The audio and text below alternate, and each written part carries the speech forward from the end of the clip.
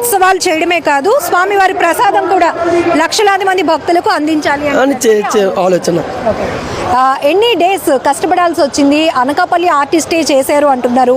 ఎన్ని డేస్ నుంచి ఇక్కడ స్వామివారి విగ్రహం ఏర్పాటు? సుమారు 2 నెలల దగ్గర నుంచి కష్టపడుతూనే ఉన్నారు. 2 నెలల దగ్గర నుంచి కష్టపడుతున్నారు. ట్రస్ట్ మెంబర్స్ కూడా 40 మెంబర్స్ దగ్గర ఉండి అందరూ కూడా కష్టపడుతూనే ఉన్నారు. నిన్న నైట్ అంటే మన గూగుల్లో సెర్చ్ చేసినా రాలేదు ఇది. అంటే శాంపుల్ చూద్దాం పోనీ ఏంటి అని, అయినా సరే రాలేదు. ఈ రోజు నుంచి వస్తుందేమో, ఇంకా అంతే. మనం అంత ప్రత్యేకత తీసుకొస్తాం. ఈ రోజు నుంచి వస్తుంది. ఇంకా బెల్లం వినాయకుడు అంటే మన వినాయకుడు వచ్చేలాగా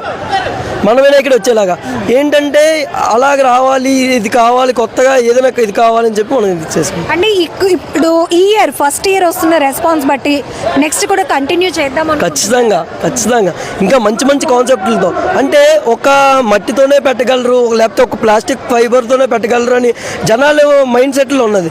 లేదు, బెల్లంతో కూడా పెట్టగలరా? ఓకే, మనం తినే ఐటెంలో ప్రతి దాంట్లో కూడా దేవుడిని పూజించవచ్చా అని మనం ఆ ఆలోచన తీసుకొచ్చామండి. దానికి తోడు మీకు మన వైజాగ్ లో బెల్లం వినాయకుడు చాలా ఫేమస్.